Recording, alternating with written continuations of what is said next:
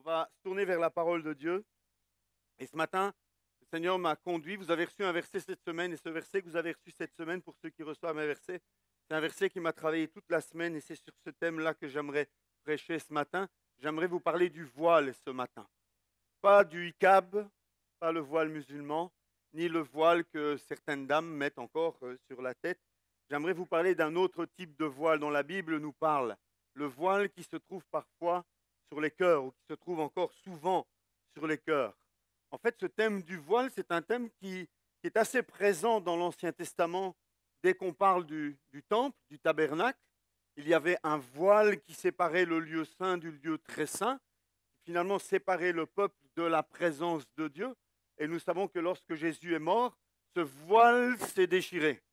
Et donc, dans l'Ancien Testament et au début du Nouveau Testament, cette notion de voile est quelque chose qui apparaît régulièrement, mais plus tard encore, plus loin encore, dans les écrits de Paul, Paul va nous parler d'un voile qui se trouve sur le cœur, de certaines personnes qui sont comme avec un voile sur le cœur. En réalité, il y a deux catégories de personnes.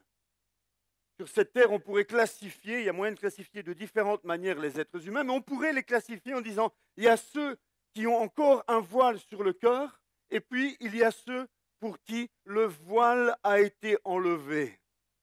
Nous faisons partie, nous les enfants de Dieu, de ceux chez qui le voile a été enlevé.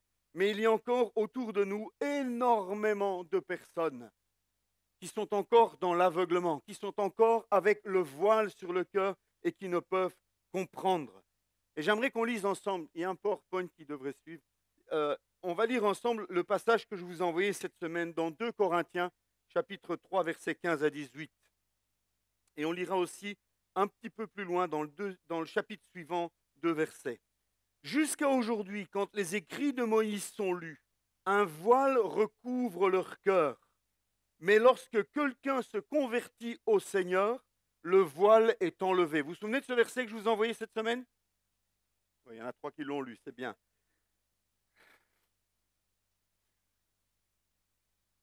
Mais lorsque quelqu'un se convertit au Seigneur, le voile est enlevé. Or, le Seigneur, c'est l'Esprit, et là où est l'Esprit du Seigneur, là est la liberté. Nous tous qui, sans voile sur le visage, contemplons comme dans un miroir la gloire du Seigneur, nous sommes transformés à son image de gloire en gloire par l'Esprit du Seigneur. Un peu plus loin, Paul continue au chapitre 4, versets 3 à 4. Si notre évangile est encore voilé, il parle toujours du voile, il l'est pour ceux qui périssent, pour les incrédules dont le Dieu de ce monde a aveuglé l'intelligence, afin qu'ils ne voient pas briller l'éclat que projette l'évangile de la gloire de Christ, qui est l'image de Dieu.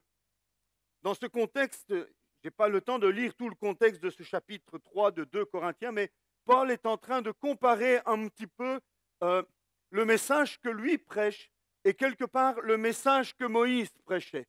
L'attitude de Moïse par rapport à Dieu et notre attitude par rapport à Dieu. Paul est en train de faire un comparatif avec ce Moïse, vous pouvez lire ça dans Exode chapitre 34, ce Moïse qui, lorsqu'il entrait dans la présence de Dieu, retirait le voile qu'il avait devant le visage, parlait face à face avec Dieu, et lorsqu'il quittait la présence de Dieu, remettait le voile sur son visage pour que le peuple ne voie pas cette gloire qui diminue. Lorsque Moïse se tenait dans la présence de Dieu, son visage rayonnait de gloire.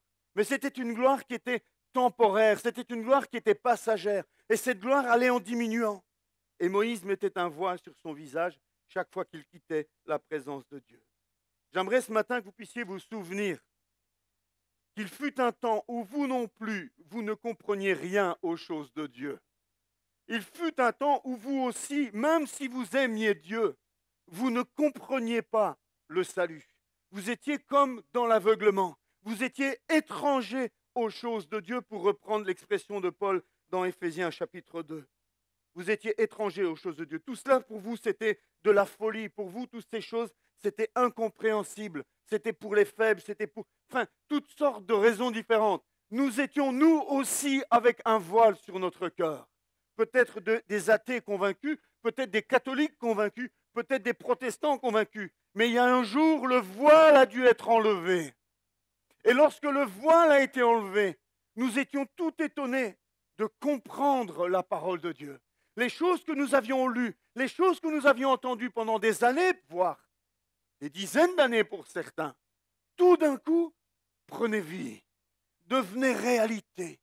Le voile a été enlevé. Mais ce matin, j'aimerais vous rappeler qu'il n'en a pas toujours été ainsi. J'aimerais que vous puissiez vous rappeler ce matin que le voile a dû être enlevé un jour. Et c'est le titre que j'ai donné à ma prédication.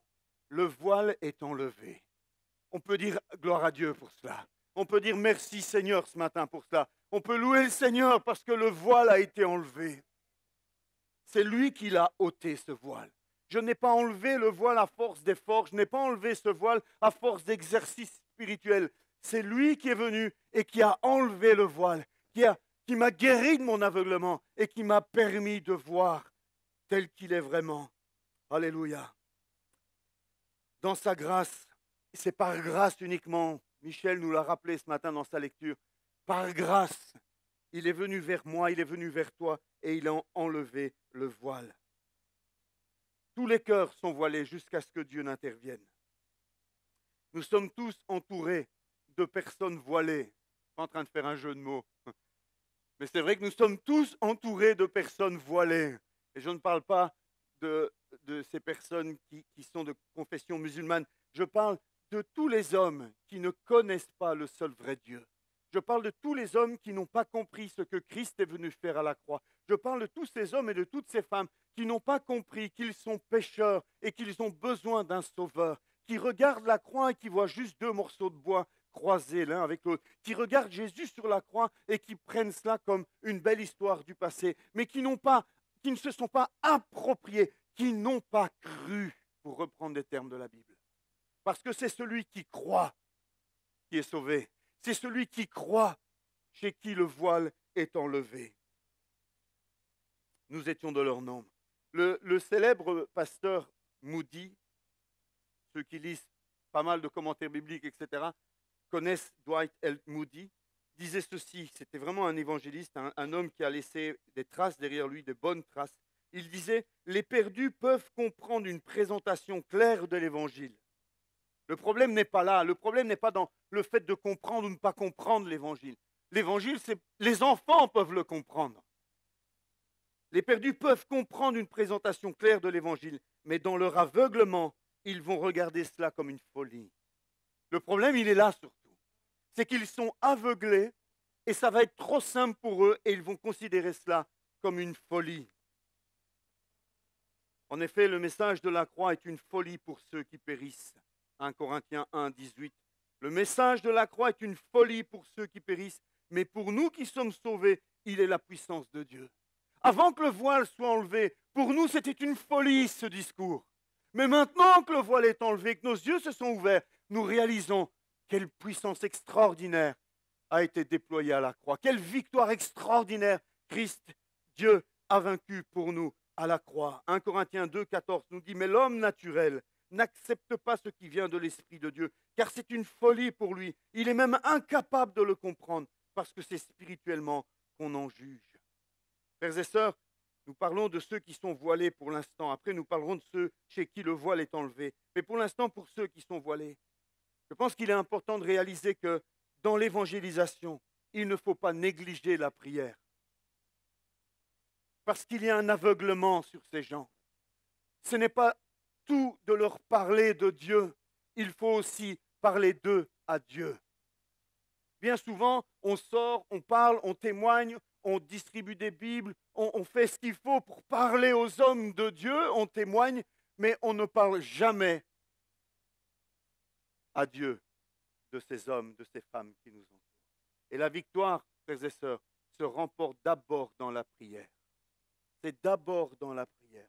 Nous sommes, pour la plupart d'entre nous, le fruit de l'intercession, le fruit de la prière d'un parent, d'un ami, d'un collègue, de quelqu'un qui a découvert Jésus, qui a rencontré Christ, chez qui le voile a été enlevé et qui ensuite a commencé à prier pour nous, a commencé à nous parler du Seigneur et à prier pour nous. Ne négligez pas la prière. Vous pouvez l'expérimenter, peut-être comme moi je l'expérimente, lorsque je diminue mon régime de prière pour mes fils, je vois l'effet négatif de mon manque de prière de mon manque d'intercession pour eux dans leur vie. Et je dois me ressaisir régulièrement et dire, Seigneur, pardon, j'intercède, je prie. Ce n'est pas quand tout va bien qu'il faut baisser les bras, il faut persévérer, même quand tout va bien. Parce que la plupart des victoires se remportent dans la prière, frères et sœurs.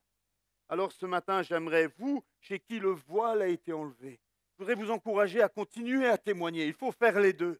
Mais je voudrais surtout aussi vous encourager à ne pas abandonner la prière, à intercéder, à vous approcher de Dieu, à servir d'intercesseur. La Bible est remplie d'histoires d'hommes et de femmes qui ont été des intercesseurs. Et on est étonné de lire comment des prières d'hommes et de femmes dans la Bible ont changé le cours de l'histoire. Dieu est intervenu sur la demande, à la prière d'Abraham. Dieu est intervenu à la demande, à la prière de Moïse, à la prière de la maman de Samuel, à la prière de plein d'autres. C'est rempli d'histoires comme celle-là dans la Bible. Prenons la prière à cœur, frères et sœurs. Prenons la prière au sérieux. Prenons-la au sérieux. Réalisons quelle puissance Dieu nous donne dans le nom de Jésus lorsque nous nous mettons à prier. C'est pas, ne lançons plus à Dieu des prières de dépit. Ah oui, Seigneur, allez, si tu pouvais faire. Non, quand tu ouvres la bouche dans le nom de Jésus, que tu commences à intercéder, réalise que tu es en train de faire bouger des choses dans les lieux spirituels. Je suis heureux qu'il y ait une équipe d'intercession qui s'est levée, qui commence à prier ici chaque samedi. Je vous invite à les rejoindre le samedi matin de 10 à 12. Si vous n'avez rien d'autre à faire, venez intercéder. Si vos enfants sont en train de se perdre, venez intercéder avec ceux qui intercèdent. Si vous êtes dans la maladie, venez intercéder. La victoire se remporte dans la prière, frères et sœurs. Dans l'évangélisation, faisons les deux. Témoignons et parlons à Dieu des personnes à qui nous avons parlé de lui. Et alors la main de Dieu va être mise en mouvement. Jésus est venu, frères et sœurs, remporter sur la croix la victoire qui lui donne maintenant le droit, le pouvoir de déchirer les voiles, d'enlever les voiles. Il y a un combat, vous savez. Il y a un combat pour que le voile soit ôté du cœur. Il y a un combat. Jésus est venu et il a remporté le combat pour pouvoir le faire. Et Jésus est venu finalement accomplir un projet de Dieu exprimé par Ésaïe des centaines d'années avant. Regardez ce qu'on lit dans Ésaïe chapitre 25, versets 7 à 8. Sur cette montagne, il détruira le voile qui est tendu sur tous les peuples, la couverture qui est déployée sur toutes les nations. Il engloutira la mort pour toujours. Le Seigneur, l'Éternel, essuiera les larmes de tous les visages. Il fera disparaître de la terre la honte de son peuple. Lui, l'Éternel, l'a décrété. C'était dans le plan de Dieu, c'est dans le projet de Dieu d'enlever ce voile qui recouvre les cœurs de toute la terre. C'est son projet. Et Jésus est venu pour cela. Lorsque nous évangélisons, nous n'avons pas à essayer de convaincre Dieu. Parfois, moi, j'ai élevé des prières comme ça avec Dieu en disant, mais Seigneur, allez, touche-le, il est sympa, c'est un gars bien. Mais quand je réfléchis, c'est une attitude bizarre de ma part. C'est comme si je devais faire changer Dieu d'avis dans le sens où Dieu n'aimait pas cette personne. Mais Dieu aime le monde. Dieu a tant aimé le monde. Vous connaissez ce verset, je ne veux pas le répéter. Mais Dieu a tant aimé le monde. Jésus est venu. Dieu veut sauver ton voisin. Dieu veut sauver tes enfants. Dieu veut sauver ton conjoint. Dieu veut sauver tes ennemis. Oui, tes ennemis aussi, ceux qui te font du mal. Nous n'avons qu'à entrer et emboîter le pas de Dieu.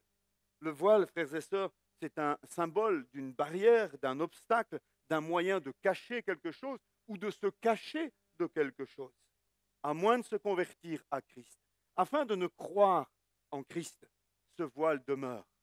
Le seul moyen pour que ce voile soit ôté, nous dit Corinthiens, c'est de se convertir à Christ. Se convertir à Christ, c'est le reconnaître pour qui il est. Confesser son nom, confesser son œuvre, reconnaître ce qu'il est venu accomplir et abandonner nos vies entre ses mains. Lui donner nos vies, marcher à sa suite, obéir, parce que la Bible nous dit qu'il n'est pas possible de dire à Dieu qu'on l'aime en lui désobéissant. Donc lorsque tu dis à Dieu que tu l'aimes, alors ta vie doit changer, alors il y a une obéissance qui doit qui doit aller dans le même sens. Nous témoignons, nous parlons du Seigneur à notre prochain, mais rien ne se passe car leur cœur est voilé. Notre évangile est voilé, pour reprendre l'expression de Paul, pour ceux qui périssent. C'est le deuxième texte que j'avais lu. Si notre évangile est encore voilé, lorsque nous parlons à notre mari, lorsque nous parlons à nos amis, et que ça semble, ils ont tout entendu. Souvent on dit ça, il a tout entendu, il sait tout, mais il n'y a rien qui se passe. Rappelle-toi que ton évangile est voilé. Il est voilé pour ceux qui périssent, pour les incrédules dont le cœur de ce monde est aveuglé. Aveuglé. Il a aveuglé leur intelligence afin qu'ils ne voient pas briller l'éclat que projette l'évangile de la gloire de Christ, qui est l'image de Dieu. C'est pour cela que le témoignage seul est souvent insuffisant, frères et sœurs. Il faut demander l'intervention de Dieu. Il faut réclamer l'intervention de Dieu. Jésus est venu, Jésus a obéi parfaitement, Jésus a vécu une vie d'obéissance, Jésus est mort, Jésus est ressuscité pour ôter ce voile. Prions que le voile soit enlevé sur ceux qui nous entourent, sur nos prochains, pour qui nous prions ou nous allons nous mettre à prier. Amen. Ça, c'est la partie du texte qui concerne les non-voilés et qui nous encourage par rapport à ceux qui sont encore voilés. Maintenant, ce texte nous parle aussi de nous. Nous chez qui le voile a été enlevé. Et Paul fait cette comparaison entre Moïse et lui, entre Moïse et nous. Or, le Seigneur, c'est l'Esprit, c'est le verset suivant. Et là où est l'Esprit du Seigneur, là est la liberté. Qu'est-ce que Paul veut dire par cela? Remettons ça dans le contexte et comprenons que lorsque Moïse s'approchait de Dieu, il avait la liberté d'enlever le voile et de voir Dieu face à face et d'être en communion avec Dieu, de parler face à face avec Dieu. Et lorsqu'il quittait la présence de Dieu, eh bien, le voile était remis, la séparation était réinstallée et ce qu'il avait vécu avec Dieu diminuait. Cette gloire diminuait, cette gloire disparaissait, jusqu'à ce qu'il revienne dans la présence de Dieu. Alors de nouveau, il voyait Dieu face à face. Ce que Paul nous dit, c'est que nous vivons en permanence dans la présence de Dieu. Dans la nouvelle alliance, nous ne nous approchons plus de Dieu de temps en temps, mais l'Esprit de Dieu habite en nous. L'Esprit de Dieu habite en nous. Et l'Esprit est Dieu. Et contrairement à Moïse qui devait aller de temps en temps dans la présence de Dieu, nous avons dans la nouvelle alliance ce privilège de vivre dans la présence de Dieu. Et nous avons cette liberté. Et la liberté dont Paul nous parle ici, ce n'est pas une liberté de faire n'importe quoi. C'est une liberté par rapport au voile. Nous avons été libérés de ce voile. Nous avons été libérés des conséquences du péché. Nous sommes libérés de la loi. Nous sommes libérés du péché, libérés de la mort. Parce que nous ne nous approchons plus de Dieu une fois de temps en temps, mais Dieu habite en nous par son esprit. C'est extraordinaire. Nous sommes des privilégiés. Nous réalisons. Rarement nous comprenons à quel point dans la nouvelle alliance, mais tous les croyants de l'ancienne alliance, en voyant ce que nous vivons dans la nouvelle alliance, mais ils se disent oh, quel privilège ils ont, quelle grâce ils ont. Le peuple ne s'approchait pas de Dieu. Moïse seul pouvait le faire. Et nous avons un libre accès au trône de la grâce. Au travers de Jésus-Christ, le voile a été déchiré et l'Esprit de Dieu est venu. L'Esprit de Dieu habite en nous. Nous sommes continuellement dans la présence de Dieu. Qu'on en soit conscient ou pas conscient, bien souvent inconscient de cela. Mais nous sommes continuellement dans la présence de Dieu parce que Dieu habite en nous. Je peux donc m'approcher de lui en toute liberté. Alléluia. Et l'effet de cela nous est expliqué au verset suivant, verset 18. L'effet de cette liberté, l'effet, les conséquences d'être dans la présence de Dieu nous sont expliqués au verset 18. Nous tous, qui sans voile sur le visage, vous voyez cette notion de voile qui revient, nous tous, qui sans voile sur le visage, contemplons comme dans un miroir la gloire du Seigneur. Nous sommes transformés à son image de gloire en gloire par l'Esprit du Seigneur. Alors que nous tenons devant la gloire du Seigneur, nous sommes transformés. Dans sa présence, nous sommes changés de l'intérieur. L'effet immédiat en nous lorsque nous nous tenons dans cette présence de Dieu, que nous prenons conscience que nous sommes dans sa présence et que nous pratiquons la présence de Dieu, c'est-à-dire que nous contemplons sa gloire, eh bien, Dieu nous transforme. L'ancienne alliance ne pouvait pas transformer des vies par la loi. L'ancienne alliance, la loi, mettait des barrières à l'extérieur du cœur pour essayer d'empêcher le cœur de basculer, de pécher, de tromper. Mais dans la nouvelle alliance, ce n'est plus une question de barrière. Dans la nouvelle alliance, Dieu nous transforme de l'intérieur. Dieu ne met plus des barrières à l'extérieur pour nous protéger. Dieu nous change de l'intérieur, transforme notre cœur pour que ce que nous aimions faire avant, qui était mal et qui nous détruisait, nous l'ayons en horreur. Pour que nous soyons libérés des choses que nous étions obligés de faire avant et qui nous détruisaient et qui déplaisaient à Dieu, qui attristaient Dieu et qui nous attristaient. Dieu nous change de l'intérieur dans la nouvelle alliance. C'est extraordinaire. Quiconque veut savoir comment changer, ou comment est-ce que mon conjoint peut changer, ou comment est-ce que mes enfants peuvent changer, comment le changement s'opère-t-il? La réponse nous est donnée dans ce texte. Les meilleurs et les plus durables changements viennent dans nos vies quand nous sommes transformés par du temps passé dans sa présence. C'est lorsque je me tiens dans la présence de Dieu, c'est lorsque je prends du temps dans la présence de Dieu, à contempler sa gloire, à contempler sa personne, à contempler qui il est.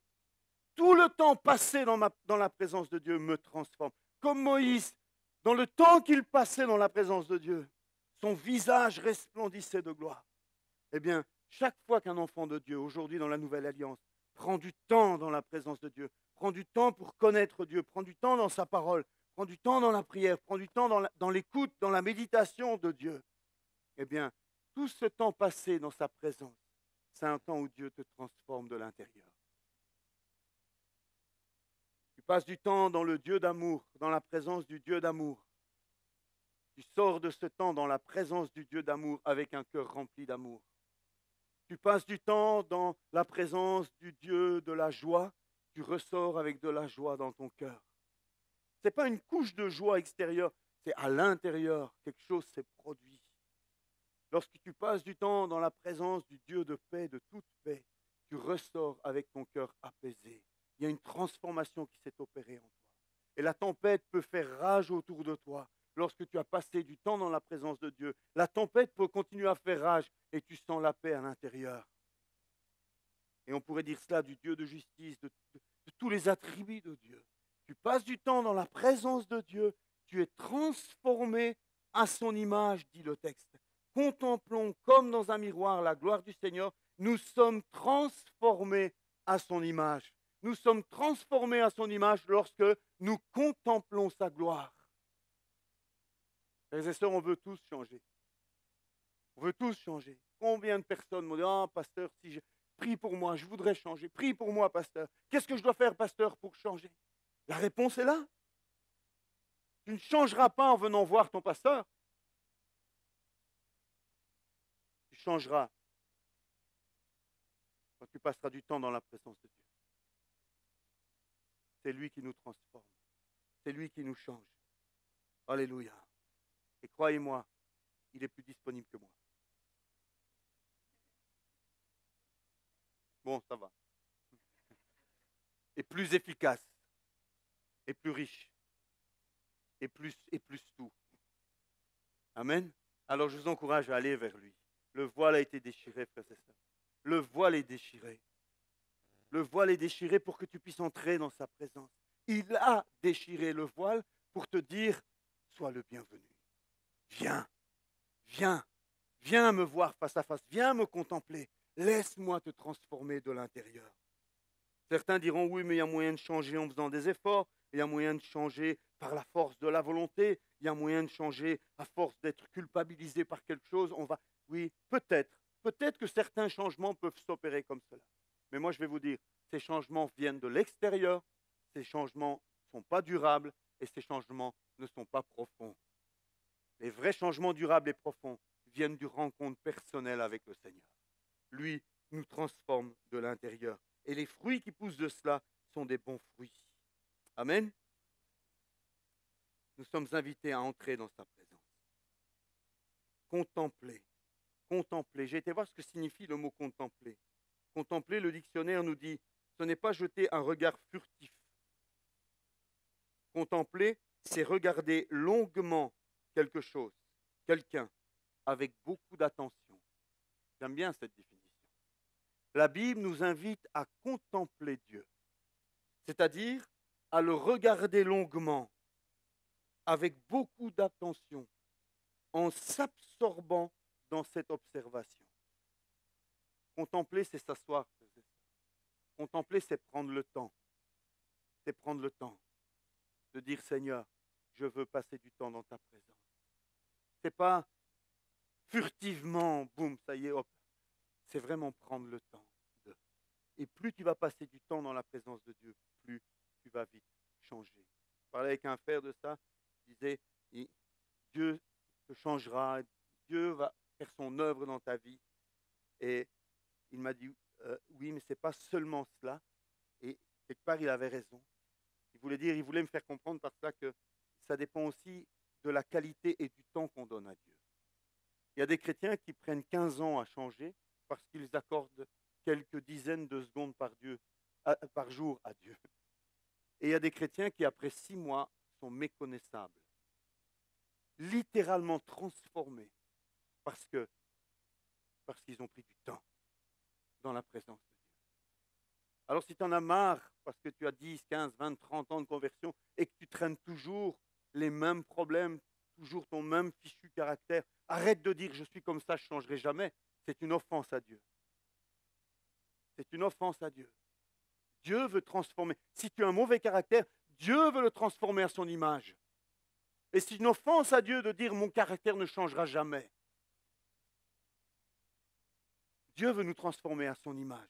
Il veut nous transformer. 2 Corinthiens 3, 18. Nous tous qui s'envoilent sur... Non, pardon, ce n'est pas ce verset-là que je voulais lire. C'est Romains 8, 29, 30. En effet, ceux qu'il a connus d'avance, il les a aussi prédestinés à devenir conformes à l'image de son Fils. Le plan de Dieu, ce n'est pas que tu gardes ton sale caractère. Le plan de Dieu, c'est que tu ressembles à son Fils. Tu es prédestiné à être transformé pour ressembler à l'image de son Fils. Et ça doit être l'objectif de chacun d'entre nous, frères et sœurs. Ressembler à Christ, ressembler à Jésus. Pour ça, il nous faut apprendre à le connaître, à découvrir qui il est.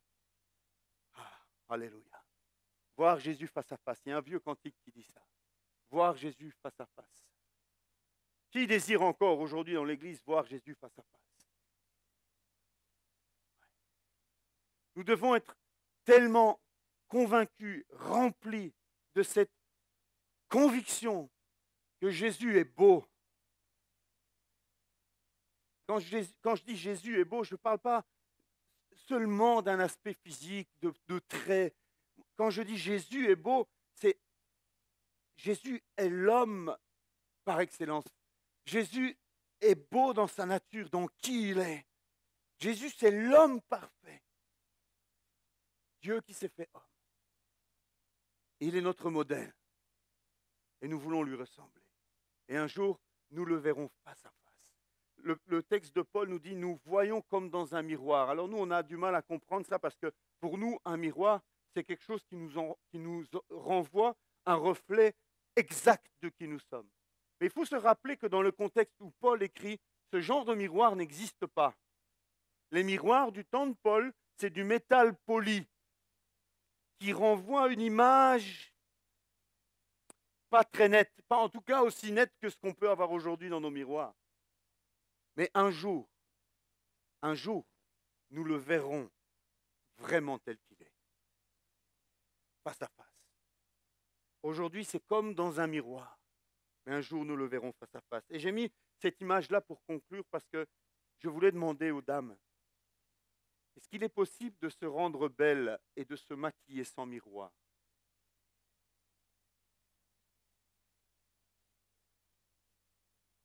C'est difficile, je pense. Hein?